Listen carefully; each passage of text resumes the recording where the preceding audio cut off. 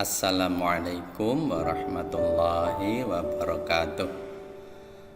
Alhamdulillahilladzi arsala rasulahu bil huda wa dinil haq liyudhhirahu 'ala dini kullih wa kafa billahi syahida.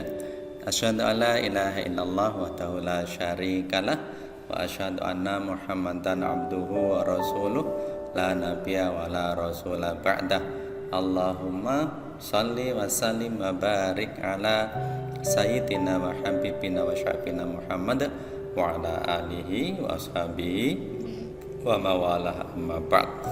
Baik, bagaimana kabarnya semua? Semoga semuanya dalam lindungan Allah Subhanahu wa taala. Semoga semuanya di dalam keberkahan dari Allah Subhanahu wa taala.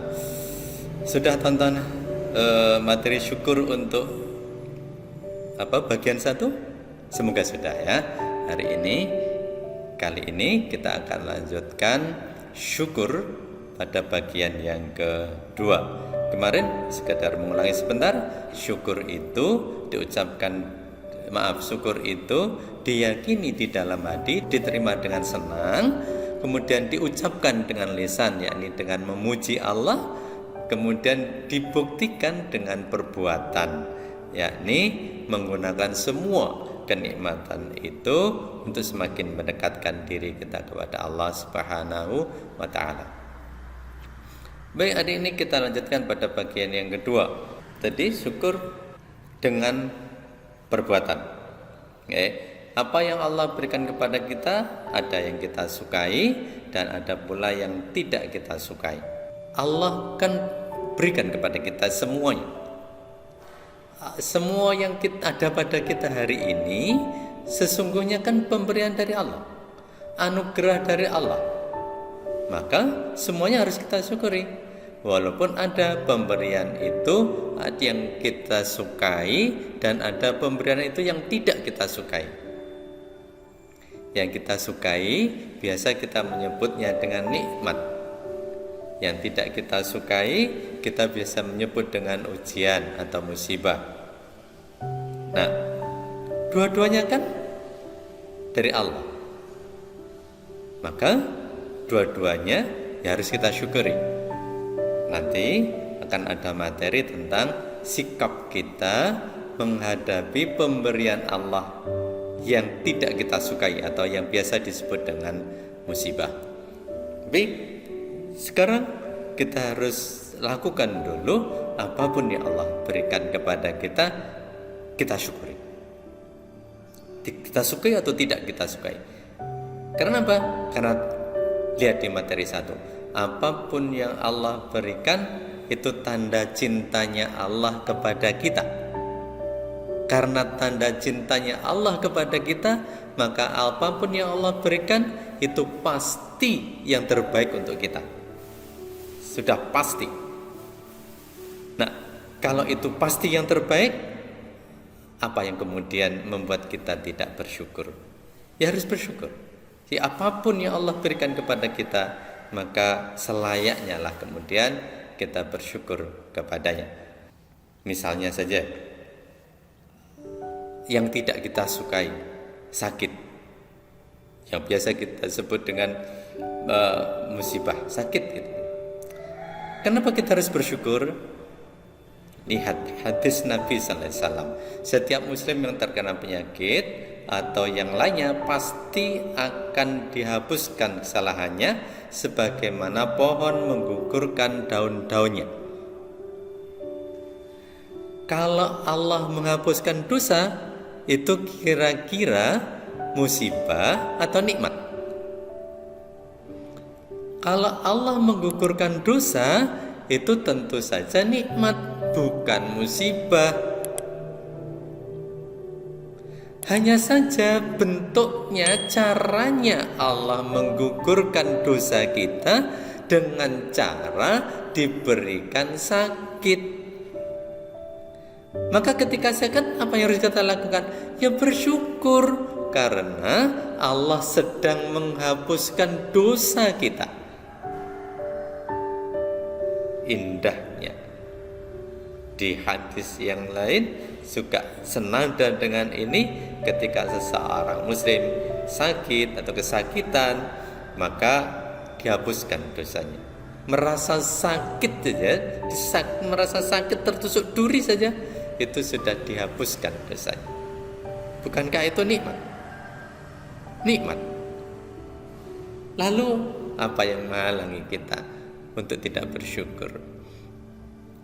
Seringkali karena keegoan kita tentang kesehatan, kemudian kita jadi melihat sakit itu dari sisi negatif. Sakit itu dipandang sebagai sebuah musibah. Nah, bagi seorang muslim, sakit adalah nikmat yang tetap harus disyukuri, karena dengan sakit itu Allah sedang menghapuskan dosa-dosa kita. Lalu kalau sakit apakah kemudian tidak berobat? Ya tetap berobat, gitu ya. Tetap berobat agar supaya Allah sembuhkan sakitnya itu. Berobat itu adalah bagian dari ibadah kita kepada Allah. Berobat itu adalah bagian dari cara kita untuk semakin dekat dengan Allah. Kalau Allah berikan kepada kita kesehatan, kita bisa beribadah jauh lebih banyak dibanding ketika kita sakit.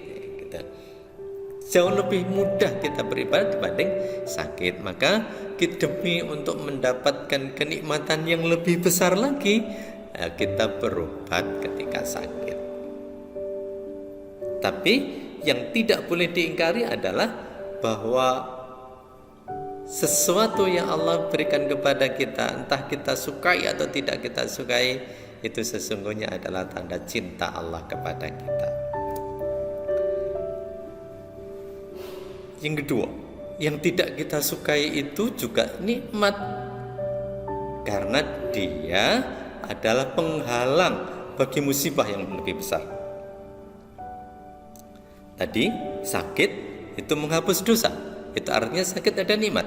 Yang kedua, musibah itu menjadi penghalang bagi musibah lain yang lebih besar, karena kita tidak tahu ke depan kita mau kayak apa, masa depan kita itu kayak apa, kita tidak tahu. Boleh jadi musibah hari ini yang kita terima adalah cara Allah agar supaya kita tidak mendapatkan musibah lain yang lebih besar. Ini ada cerita hikmah. Cerita hikmah itu sekedar melihat dalam jangka pendek sebuah cerita yang panjang dalam rangkaian kehidupan. Seorang petani di satu tempat, dia punya kuda satu. Dia punya satu kuda.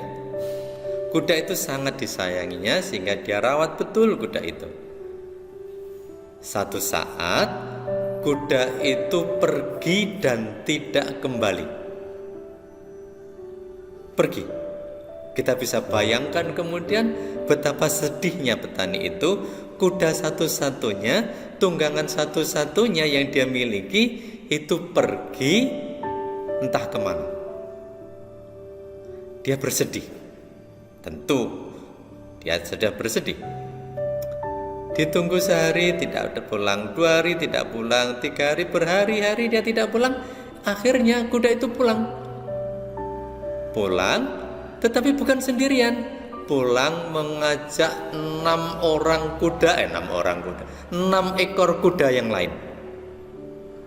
Kudanya satu hilang, tapi dia ternyata pulang lagi mengajak 6 ekor kuda yang lain. Nikmat? Iya, nikmat. Dia kehilangan satu kuda, tetapi ternyata jangka berikutnya dia dapatkan 6 kuda itu. Nah, bukankah itu sebuah nikmat yang lebih besar? Ya, betul, itu nikmat yang lebih besar. Tapi kita lihat pada perjalanannya kemudian, anaknya yang laki-laki semakin beranjak dewasa, anaknya itu kemudian belajar untuk menunggang kuda. Dia senang menunggang kuda. Saking senangnya dia setiap hari berlatih untuk menunggang kuda. Saking semangatnya maka dia terjatuh anak itu dan patah kakinya. Bagaimana perasaan petani? Sedih. Lihat perjalanan ini. Sedih kudanya hilang, senang karena kudanya membawa 6 ekor kuda yang lain. Tapi kemudian sedih lagi gara-gara 6 ekor kuda itu, anaknya senang itu, kemudian anaknya jadi patah kakinya karena jatuh. Sampai di situ ternyata tidak. Setelah dia jatuh kakinya patah, beberapa hari kemudian datang utusan raja ke desa itu mengumumkan bahwa semua remaja, semua laki-laki yang muda harus ikut berperang. Wajib hukumnya berperang. Anak muda ini terselamatkan, dia tidak ikut berperang. Kenapa? Karena kakinya patah. Senang tidak bapaknya? Senang tidak petaninya? Tentu senang hati. Lihat di situ. Dia patah kakinya, musibah. Tetapi ternyata itu untuk menghalangi musibah lain yang lebih besar, menjadi wajib militer. Dan beberapa saat berikutnya diberitakan bahwa semua pemuda yang ikut berperang itu mati di dalam medan peperangan. Nah, ini kisah hikmah,